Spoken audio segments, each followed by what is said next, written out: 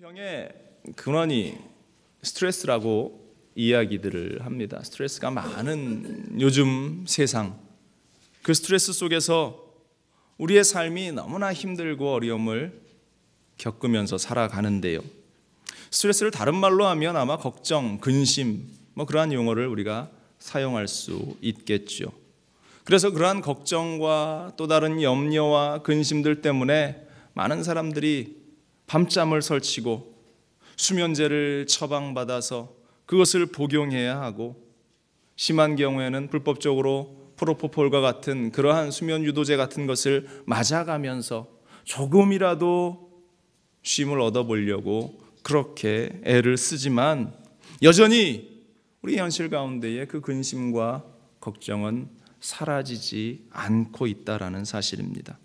그래서 이 근심이라고 하는 것이 인간들을 괴롭히는 가장 무서운 적 가운데의 하나라는 것이죠. 잠언서 17장 21절은 이렇게 말합니다. 미련한 자를 낳는 자는 근심을 당하나니 미련한 자의 아비는 낙이 없느니라. 22절에 마음의 즐거움은 양약이라도 심령의 근심은 뼈를 마르게 하느니라 말하고 있습니다. 마음의 근심이 얼마나 해로운가, 얼마나 심각한가, 사람의 피를 마르게 한다라고 하고, 오늘 잠언서 기자는 또 근심이 뼈를 마르게 한다라고 그렇게 표현을 하고 있습니다. 2차 세계대전 당시에 이 미국에서 참전을 한 군인들 가운데 한 30만 명의 전사자가 발생이 되었다고 합니다. 그런데 같은 시기에 이 미국 본토에서 한 200만 명 정도의 사람이 죽음을 맞이하게 되는데요.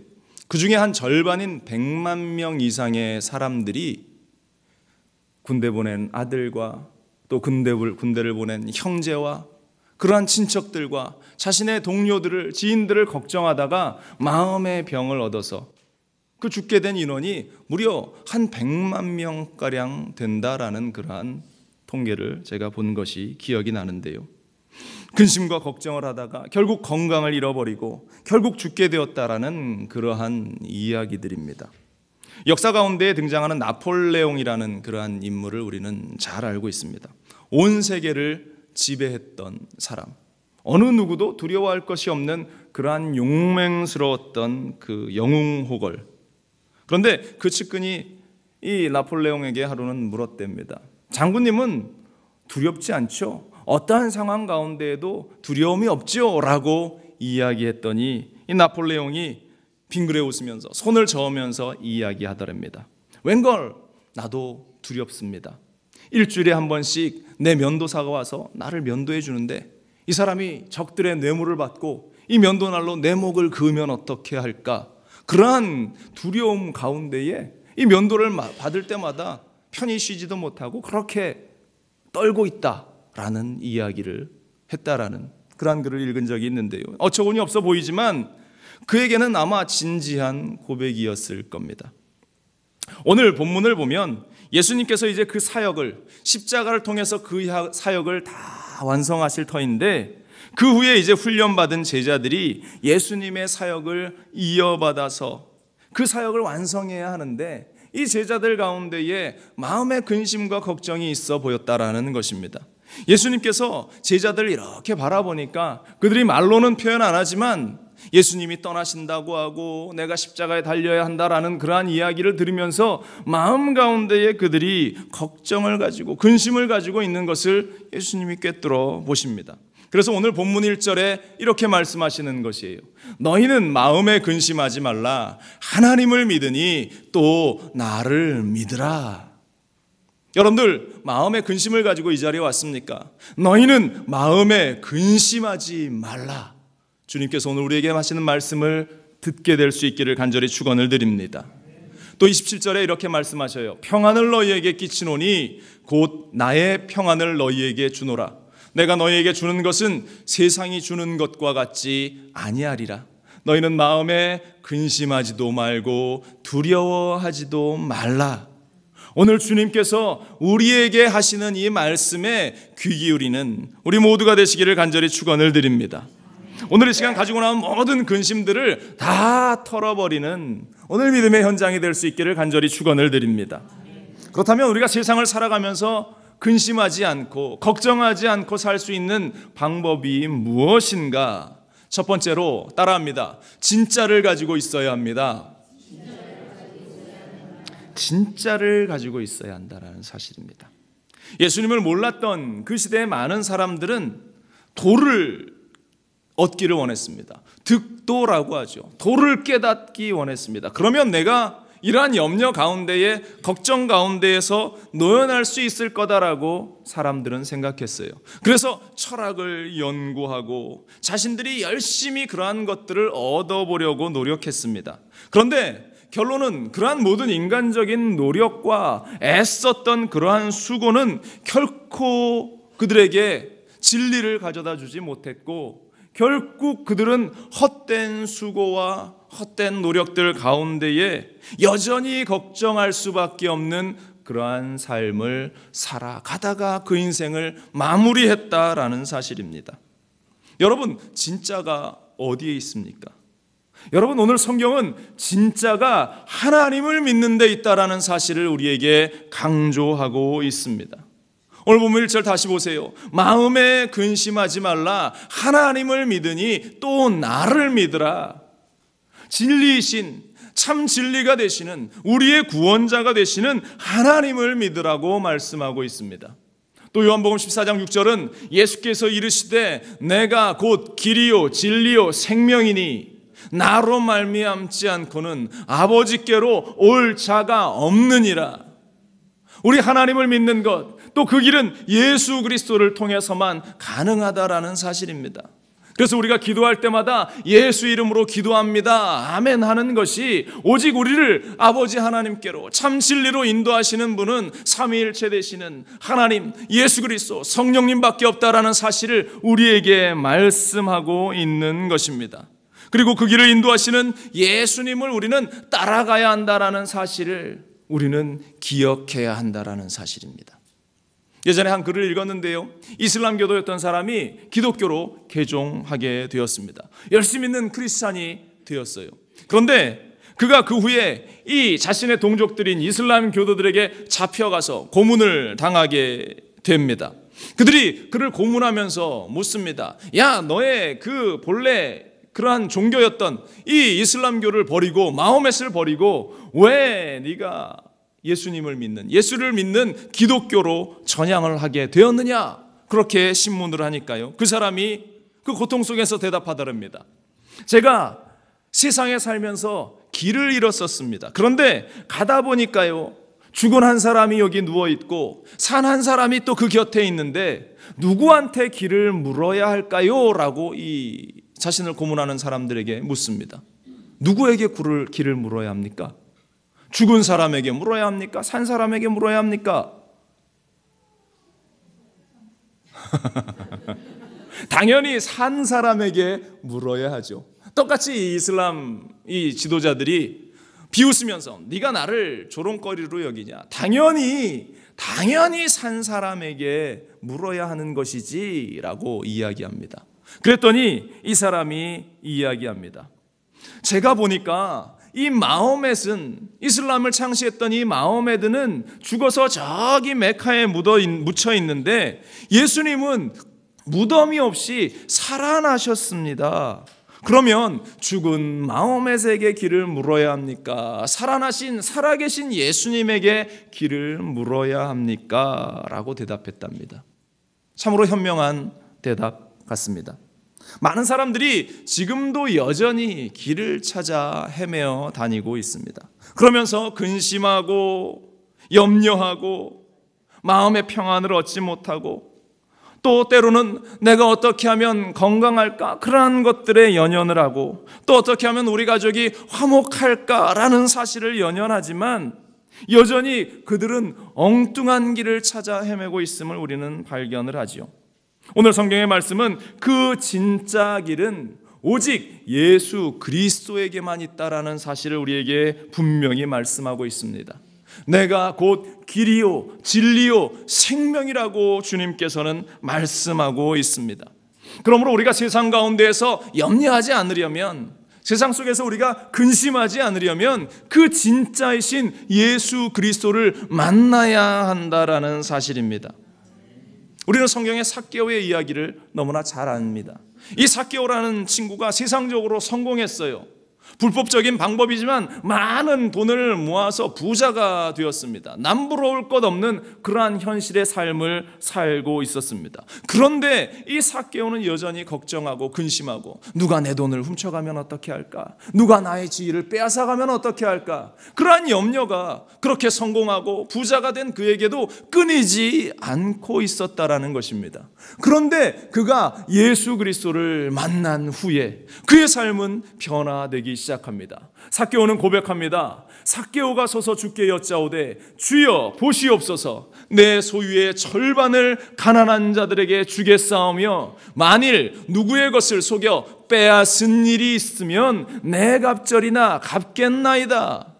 그렇게 자신의 것을 움켜쥐려고 자신의 성공을 위해서 살았던 삭개오가 바뀌어졌다라는 것입니다. 왜? 무엇 때문에? 참된 진리이신 예수 그리스도를 만났고, 그를 만나니까 그가 그렇게 염려하고 발버둥 쳤던 근심스러운 일들, 걱정스러운 일들을 다 털어버릴 수 있게 되었다라는 사실입니다. 자신의 것을 기꺼이 내놓으면서도, 자신의 주머니를 털면서도, 자신의 보물창고를 헐면서도 그는 그렇게 기뻐할 수 있었다라는 사실입니다. 얼마나 복된 일인지 모릅니다. 요즘 한국의 뉴스를 이렇게 검색해보면 한 인물이 가장 핫한 뉴스를 우리에게 제공하는데요, 가수이고 사업을 했던 젊은 한 친구가 등장을 합니다. 아마 여러분들 머릿속에도 떠오르는 이름이 있을 텐데요, 사람들이 그 친구를 보면서 승칩이라고 막 불리면서 환호했습니다. 야, 젊은 친구가 이게 연예인으로서도 성공했고, 젊은 친구가 야, 사업도 저렇게 잘하는구나 하면서 사람들의 막 칭송을 받았습니다. 그런데 그가 그러한 환호와 그러한 영광 가운데에 얼마 전까지 그러한 환호를 받던 그러한 친구가 이제는 자신의 클럽에서 마약을 팔았고, 또 자신이 사업하던 그 사업의 상대들을 위해서 성접대를 하고 잘못된 수단을 동원하는 그러한 범죄자라는 사실이 만천하에 드러나고 있다라는 사실입니다. 거짓된 세상의 성공을 위해서 그 영혼을 기꺼이 사단에게 팔아버렸던 그 한 청년의 모습을 우리는 뉴스를 통해서 보게 됩니다. 그가 얼마나 두려웠겠습니까? 방송을 하면서도 내 거짓이 탄로날까 봐 얼마나 노심초사했겠어요. 그가 사업을 하면서도 나의 잘못이 들통날까 봐 얼마나 그가 근심하면서 그렇게 시간을 보냈겠습니까? 거짓된 일들은 그러한 것이라는 것입니다. 근심하게 합니다. 세상은 가짜들로 우리를 현혹합니다. 오죽하면 사단이 40일 금식을 마친 예수님에게 와서 야, 돌을 가지고 떡을 만들어 이것을 먹어라, 네가 배불러야 하지 않겠느냐. 또 예수님을 성전 꼭대기에서 뛰어내려봐, 그러면 네가 하나님의 아들이니까 천사들이 받아줄 것이고 사람들이 그것을 보면서 환호할 거야.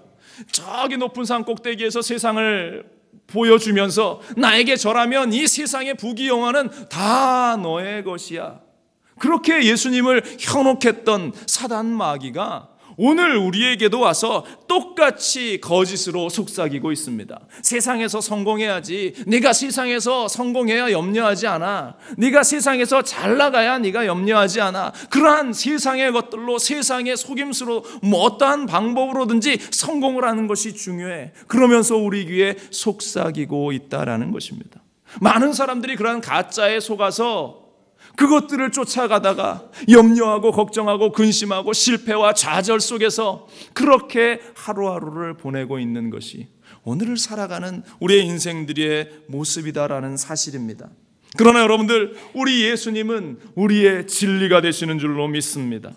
진리 되신 예수님을 만나고 예수님과의 그러한 바른 관계가 우리 안에서 세워져 나갈 때에, 그 안에서 주님과 그 친밀한 교제가 우리 가운데에 이루어질 때에 우리에게는 그 거짓을 분별할 수 있는 능력이 생기는 것이고, 세상의 성공을 이야기하는 사단에게 속아 넘어가지 않게 되는 것이고, 종교적인 이단의 속삭임에 속아 넘어가지 않게 되는 것이고, 죽음에 이르는 그러한 헛된 종교에 심취하지 않도록 우리를 지켜주시는 그러한 진짜의 힘이 우리 가운데에서 생겨나게 되는 것입니다.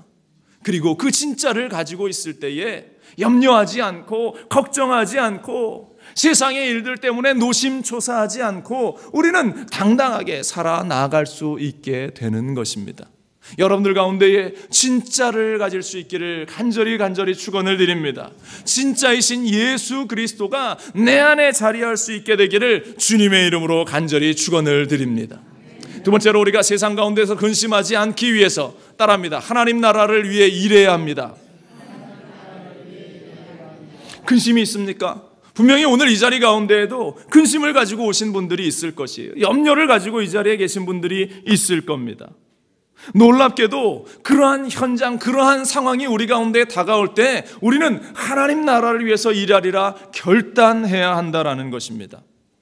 놀랍지만 어렵고 힘든 그 현실 속에서 우리가 주님을 위해서 일할 때에, 하나님 나라를 위해서 충성할 때에 근심이 사라지게 된다라는 사실입니다. 많은 사람들이 이야기합니다. 삶의 문제가 있어서 더 이상 봉사하기 힘들다라고 이야기하고, 삶의 문제가 있어서 내가 더 이상 교회에 나올 수 없다라고 그렇게 이야기합니다. 어떤 분이 저에게 과거에 이러한 이야기를 했어요. 목사님, 제가 사업 좀 잘 되고 또 내가 좀 성공하고 그러한 여유로움이 내 가운데 있어야 내가 봉사도 할 수 있는 것 아닙니까? 내가 헌신도 할 수 있는 것 아닙니까? 내 삶이 이러한 복잡한 문제들 가운데에 어려운데 내가 어떻게 헌신하고 내가 어떻게 봉사하겠습니까? 그런데요, 교회 안에서나 우리 공동체 가운데 헌신하고 충성하시는 분들을 보면요, 정말로 삶이 어렵고 여러 가지 복잡한 문제들이 실다래까지 꼬여 있지만 그들은 주님을 바라보면서 충성합니다. 헌신합니다. 주님이 이루실 일들을 그들이 소망하면서 충성하니까 그들의 문제가 사라지고 근심 걱정이 떠나가는 일들을 우리가 너무나 많이 바라보게 되는 것이죠. 여러분들, 우리가 하나님 나라를 위해서 충성할 때에 하나님께서 일을 하시는 것을 우리는 발견하게 되는 것입니다. 내가 아무리 근심하고 걱정하고 주저앉아 있는다 할지라도 그것은 해결점이 되지 않는다라는 것입니다. 문제가 있습니까? 하나님 나라를 위해서 나가서 전도하시기 바랍니다. 근심이 있습니까? 교회를 위해서 충성하고 봉사하시기 바랍니다. 근심이 생길수록 더욱 하나님을 바라볼 수 있는 그 길은 우리가 열심히 충성하고 헌신하고 봉사하는 그 일이라는 것, 하나님 나라를 위해서 나의 삶을 드리는 것, 먼저 그 나라와 그 의를 구할 때에 하나님께서 우리의 삶 속에 합력하여 선이 되는 놀라운 역사들을 펼쳐 보여주신다라는 사실입니다. 오늘 본문 2절과 3절은 주님의 사역에 대해서 말씀하고 있어요. 내 아버지 집에 거할 곳이 많도다. 그렇지 않으면 너희에게 일렀으리라. 내가 너희를 위하여 거처를 예비하러 가노니 가서 너희를 위하여 거처를 예비하면 내가 다시 와서 너희를 내게로 영접하여 나 있는 곳에 너희도 있게 하리라. 예수님이 거하시는 그곳으로 우리를 불러들이기 위해서 주님이 이러한 사역을 하신다라고 말씀을 하셨습니다. 뿐만 아니라 주님이 그 사역들 가운데에, 그가 공생의 가운데 하셨던 수많은 사역들, 그 모든 것들을 우리는 기억하고 있는데, 바로 주님께서 제자들을 부르시고 우리를 부르신 그 일들이 바로 그 주님의 일을 바톤받아서 이어받아서 우리가 그 일을 해나가라고, 큰 일을 행하라고 우리를 부르셨다라는 것입니다. 뿐만 아니라 주님께서 우리에게 크고 놀라운 일들을 행하게 하시겠다라고 말씀하셨어요. 요한복음 14장 12절에 보면 내가 진실로 너희에게 이르노니 나를 믿는 자는 내가 하는 일을 그도 할 것이요 또한 그보다 큰 일도 하리니 내가 아버지께로 감이라. 주님께서 이제 십자가의 완성을 이루시고 하나님 곁으로 가실 때에 이제 이 땅에서의 남겨진 사역은 우리의 것이라고, 제자들의 것이라고 말씀을 하셨습니다. 예수님께서 공생의 기간 동안 하셨던 그러한 사역이 무엇이에요?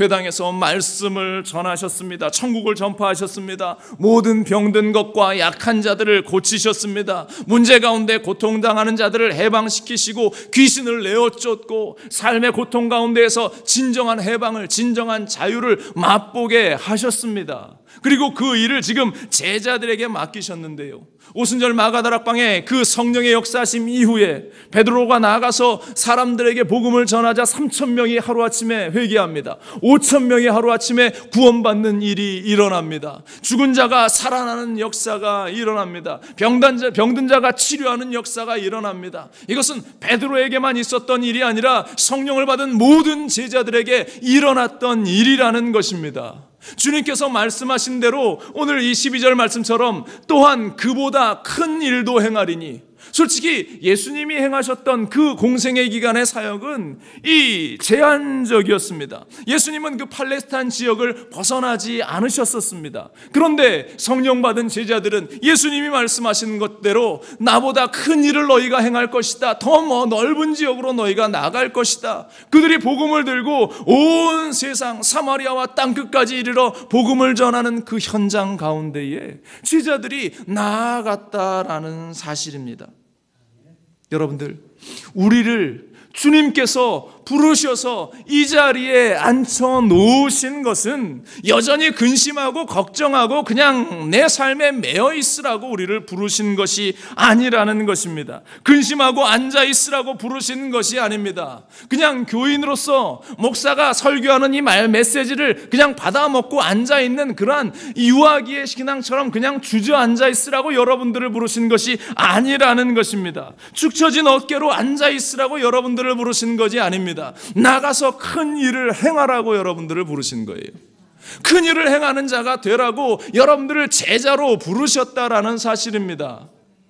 그렇다면 내가 큰 일을 행하는 자가 되어야 하는데 왜 우리는 여전히 근심하고 있습니까? 왜 여전히 삶의 문제 때문에 슬퍼하고 낙심하고 좌절한 상태로 그렇게 앉아 있습니까? 여러분들 어깨에 누르고 있는 그 근심들을 떨어버릴 수 있기를 주님의 이름으로 간절히 축원을 드립니다. 세계적으로 유명한 전도자 여인이 한 명이 있습니다. 조니 에릭슨 타다라는 그러한 여인입니다.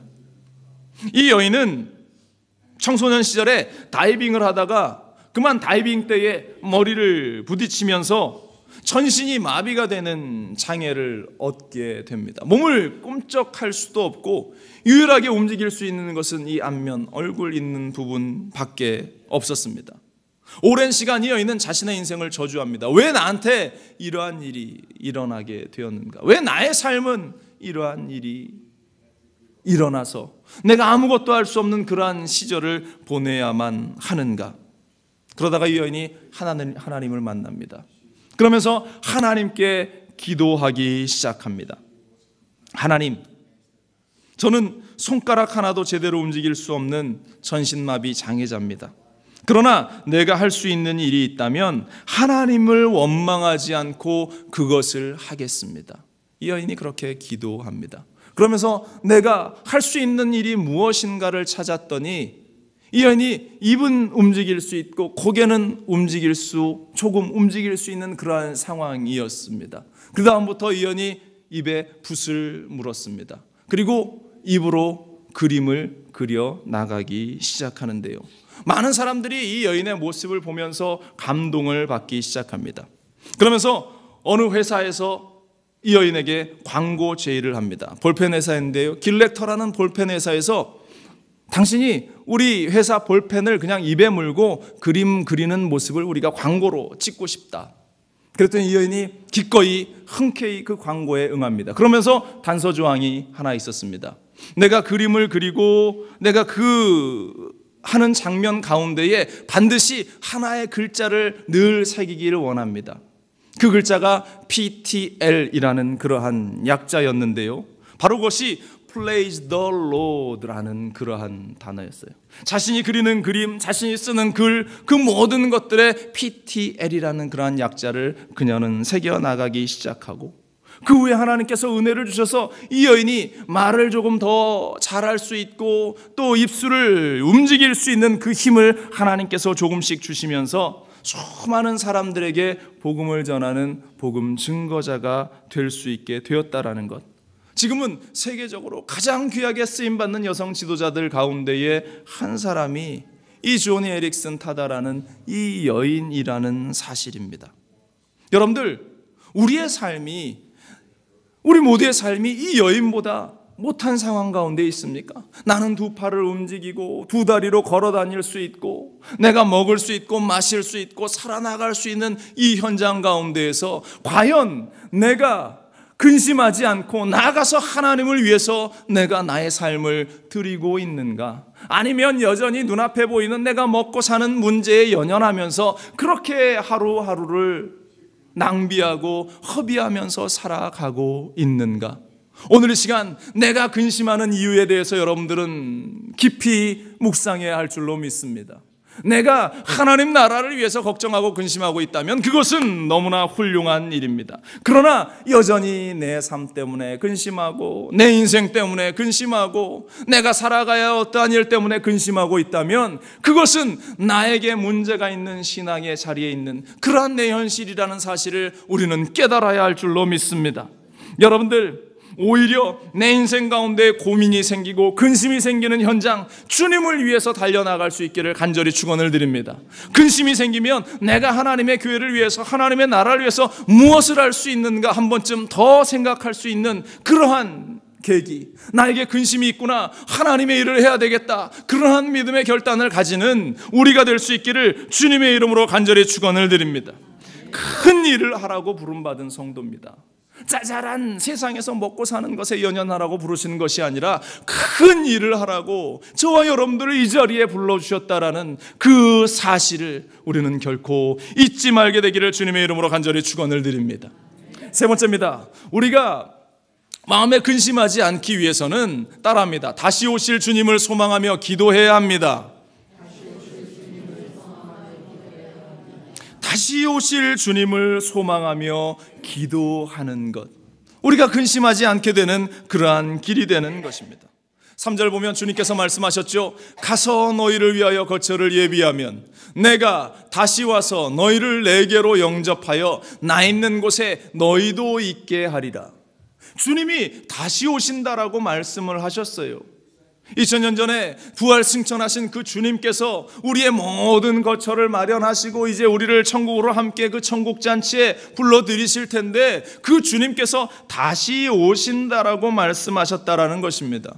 오늘날 너무나 많은 우리의 인생들이 주님이 다시 오실 것에 대한 기대를 가지지 않고 살아갑니다. 그냥 내가 이 땅에서 이렇게 살아가는 것이, 그리고 나서 내가 죽으면 그뿐이지, 그러한 생각을 가지고 살아가요.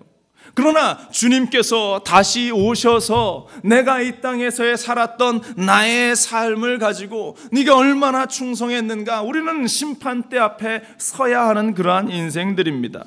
초대교회 많은 성도들은 그러한 주님을 바라보면서 주여 다시 오시옵소서, 마라나타 주여 어서 오시옵소서, 그러한 고대를 가지고 그들은 살았고 다시 오실 주님에 대한 소망과 그에 대한 기도가 있었기에 그들은 어려운 박해 속에서도, 그 고난의 현장 가운데에서도 견뎌냈고 그 현장 속에서도 그들은 승리하며 살았다라는 것입니다.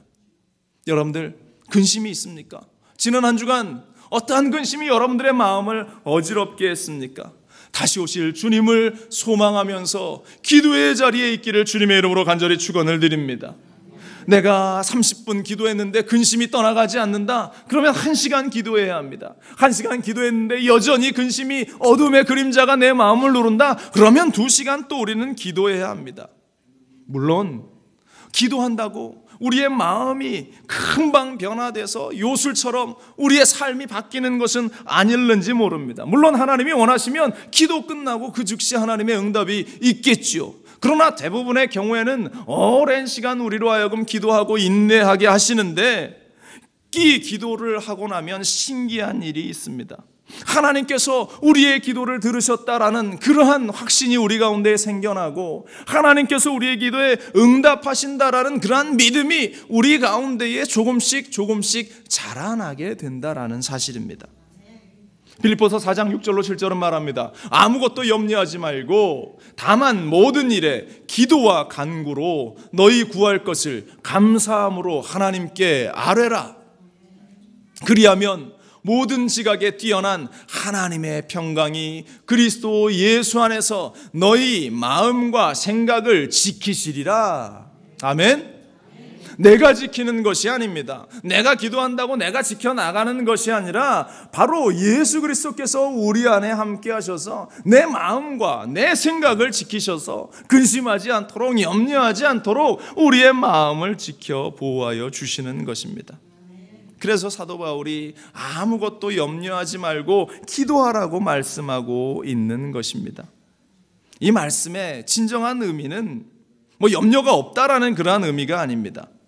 염려가 되고 근심이 쌓일 때에 우리는 기도의 자리로 달려 나아가야 한다라는 사실을 강조하고 있는 것입니다. 그렇게 되면 예수 그리스도께서 내 안에 함께 하셔서 근심하던 마음 가운데에 평안함을 허락해 주시는 줄로 믿습니다. 소망이 없고 좌절로 캄캄한 내 마음 가운데에 참된 소망을 우리 가운데에 허락해 주신다는 사실이에요. 여전히 근심하면서 불안합니까? 소망이 생겨나지 않습니까? 그러면 더 기도할 수 있고 더 주님을 찾을 수 있는 우리 모두가 되시기를 주님의 이름으로 간절히 축원을 드립니다. 비유를 하면 이런 것이에요. 병이 하나 있습니다. 여러분들, 병 안에 그 공기를 다 빼내려면 어떻게 합니까? 병을 거꾸로 뒤집는다고 공기가 빠져나갑니까? 내가 후 하고 분다고 그 병 안에 공기가 빠져나갑니까? 방법이 뭐예요? 아주 쉬운 방법이 있죠. 그 병 안에 물을 부으면 됩니다. 물을 부어 넣기 시작하면 그 병 안에 있는 공기들이 쫙 빠져나가서 그 안에는 물로 가득 채워지게 되는 것이에요.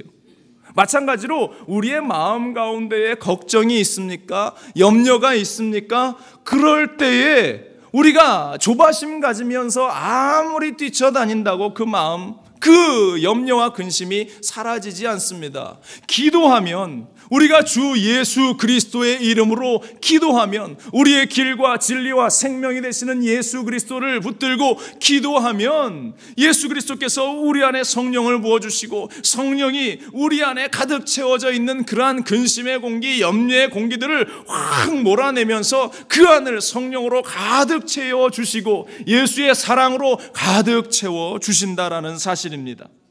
여러분들, 염려 가운데에, 근심 가운데에 기도할 수 있는 우리가 되기를 간절히 축원을 드립니다.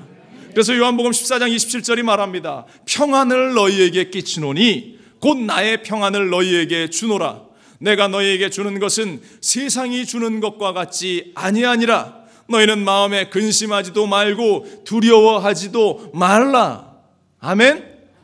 우리 주님께서 주시는 것은 세상이 주는 것과 비교할 수 없어요. 세상이 아무리 많은 돈을 나에게 가져와 준다고 내 마음이 평안합니까? 잠시뿐이에요. 조금의 기쁨은 얻을 수 있겠죠. 그러나 그것은 순식간에 사라져버리는 것입니다. 우리가 아무리 큰 집, 대골 같은 집에 산다고 그것이 우리에게 근심을 떨어버립니까? 여전히 나에게는 근심거리들이, 염려거리들이 남아있다라는 사실입니다. 여기서 우리는 중요한 공식을 발견하죠. 기도하면 염려하지 않고 기도 안 하면 염려가 우리 가운데 가득한다. 이러한 것을 우리는 깨달아 알 수 있는 것입니다. 소망을 가지고 기도하면서 걱정하지 않는 여러분들 되시기를 간절히 축원을 드립니다. 2005년도에 뉴욕에 조그만 아파트에 불이 났습니다. 얼마나 화재가 급속도로 번졌는지 3층에 살던 한 여인이 탈출을 못했습니다. 그 여인한테, 그 여인에게 1살짜리 이 핏덩이 같은 그러한 아들이 있었습니다. 막 발을 동동동동 구르면서 이 여인이 어찌할 바를 모르다가 그 아이를 이불로 똘똘 싸맨 다음에 하나님, 이 아이를 좀 살려주세요 하면서 창밖으로 그 아이를 던졌어요.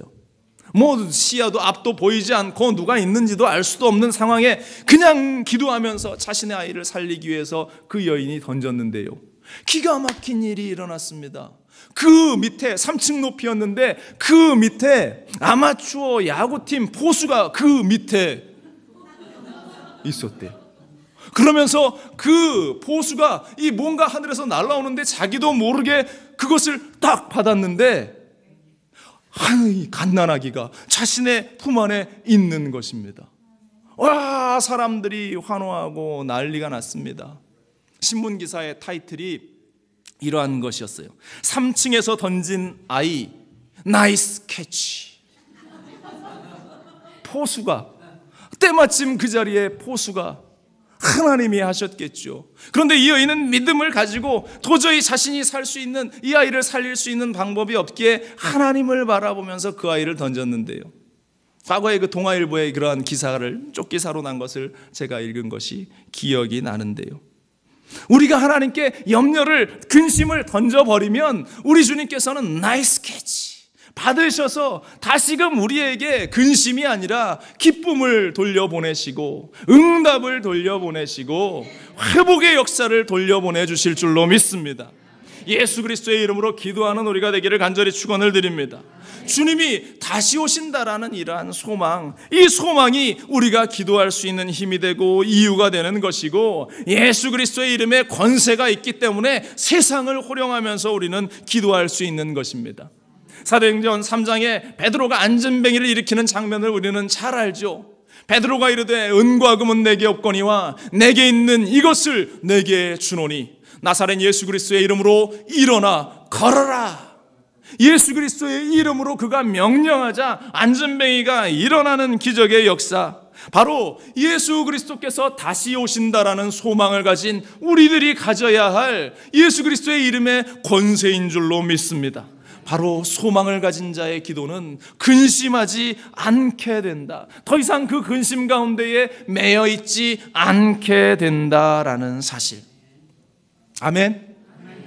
주의 종들이 가장 기뻐하는 소식이 뭔지 아십니까?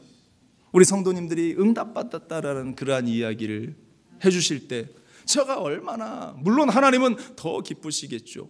제가 얼마나 기쁜지 지난 주간에도 몇 분의 우리 성도님께 전화하셔서 목사님, 제가 기도하던 것들이 응답이 됐어요, 이렇게 저한테 소식을 전해주셨는데요. 얼마나 제가 그 전화를 받고 기뻤는지, 감사했는지, 눈물이 났던지 하나님께 감사의 기도를 드렸던 그러한 기억이 나는데요. 지금도 문제거리들로, 근심들로 여전히 걱정하고 계신 분들이 있는 줄로 압니다. 그러나 하나님이 여러분들의 모든 근심을 해결해 주실 줄로 믿습니다. 걱정하거나 염려하지 마세요. 사랑하는 여러분들, 우리가 그 걱정 때문에 여전히 안전뱅이처럼 그 자리에 앉아서 발만 동동동동 구르면서 앉아있다고 그 근심이 떠나가는 것 아닙니다. 오늘 성경 말씀처럼 진짜를 내 안에 품기를 바랍니다. 바로 그 진짜는 예수 그리스도라는 사실입니다. 그 예수 그리스도께서 우리의 기도를 들으시고, 또한 그 현장 속에서 내가 하나님을 위해서 할 수 있는 일이 무엇인가를 찾아서 내 근심을 떨쳐버리기를 주님의 이름으로 간절히 축원을 드리고, 다시 오실 주님을 바라보며 그 주님께 기도하는 우리들이 될 때에 더 이상 우리는 근심하지 않습니다. 오늘 성경은 너희는 마음에 근심하지 말라고 말씀하십니다. 바로 주님의 이름의 권세를 가지고 우리를 회복시키시는 주님을 기억하면서 절망 가운데에서, 좌절 가운데에서, 근심 가운데에서 벗어나는 우리 모두가 될 수 있기를 주님의 이름으로 간절히 축원을 드립니다. 기도하겠습니다.